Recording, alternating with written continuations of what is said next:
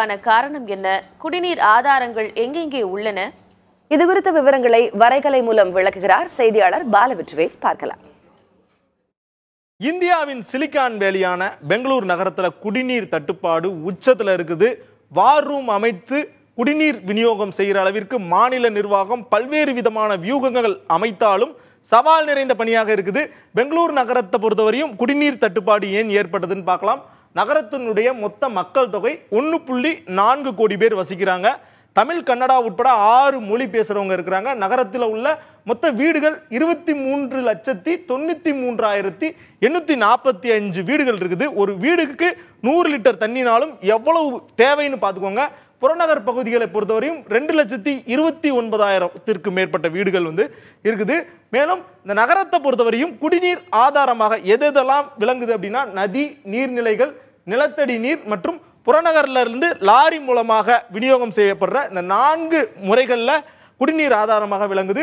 நதியை பொறுத்தவரையும் காவிரி மற்றும் தென்பெண்ணை மூலமாக பெங்களூர் நகரத்திற்கு குடிநீருக்காக ஆதாரமாக கிடைக்குது. காவிரி மூலமாக மட்டும் ஒரு நாளைக்கு 1450 மில்லியன் லிட்டர் அளவிற்கு பெங்களூர் நகரத்திற்கு குடிநீர் விநியோகத்திற்காக எடுக்கப்படுது. நீர்நிலைகளை பொறுத்தவரை நகரத்தை சுற்றி 41 நீர்நிலைகள் அமைஞ்சிருந்தாலும் 39 நீர்நிலைகள் அபாயகரமான அளவிற்கு மாசுபாடோடு இருக்குது. 79% நீர்நிலைகளுடைய பரப்பு சுருங்கி இருக்கு. அந்த அளவிற்கு நகர் விரிவாக்கம் அடைஞ்சிருக்குது. பெங்களூர் நகரத்தை பொறுத்தவரையும் நிலத்தடி நீர் மூலமாகத்தான் குடிநீர் 45% அளவிற்கு எடுக்கப்படுது. ஆனால் இருக்குதுல 16,000க்கும் மேற்பட்ட போர்வெல்ல வறட்சியான ஒரு நிலையை நிலவுகிறது.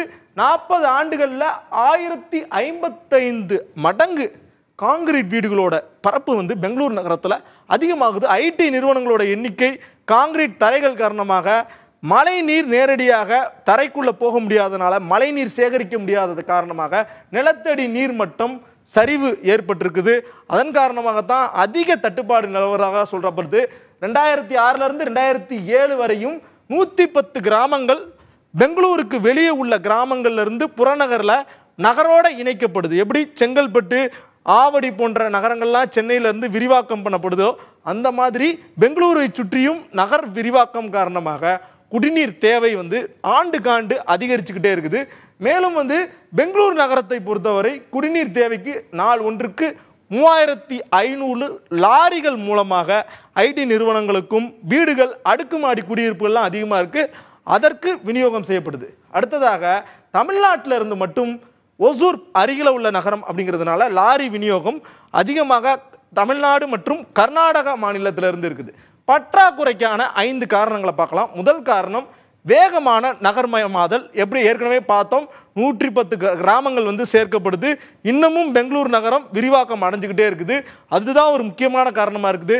நிலத்தடி நீர்மட்டம் சரிவு, அதாவது காங்கிரீட் தரைகள் போன்ற தரைகளை பயன்படுத்துறதுனாலையும் மழைநீர் சேகரிப்பு திட்டங்களை முறையாக செயல்படுத்தாததன் காரணமாகவும் நிலத்தடி நீர்மட்டம் சரிஞ்சிருக்கு.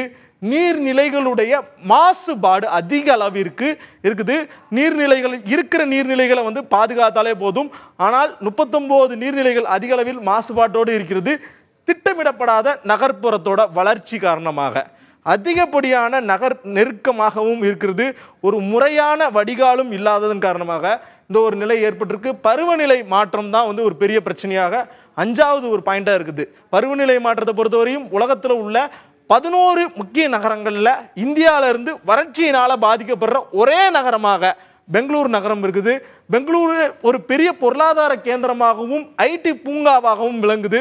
கார்டன் சிட்டி அப்படின்னு சொல்லக்கூடிய பெங்களூர் நகரத்தில் கார்டனுக்கு கூட குடிநீருக்கு விநியோகம் செய்கிற குடிநீர் தண்ணீர் தட்டுப்பாடோடு இருக்கிற ஒரு நிலை தான் இருக்குது. அதை போக்குறதுக்கு பல்வேறு விதமான வியூகங்கள் மாநில அரசு தற்போதைக்கு அமைச்சாலும் இது ஒரு அபாய சங்கை தான் இந்திய நகரங்களுக்கு சொல்லுது. சென்னை உள்ளிட்ட நகரங்கள்லையும் இது போன்ற ஒரு நிலை ஏற்படலாம் அப்படிங்கிற ஒரு சூழலில் முன்னெச்சரிக்கையோடு செயல்பட வேண்டும்.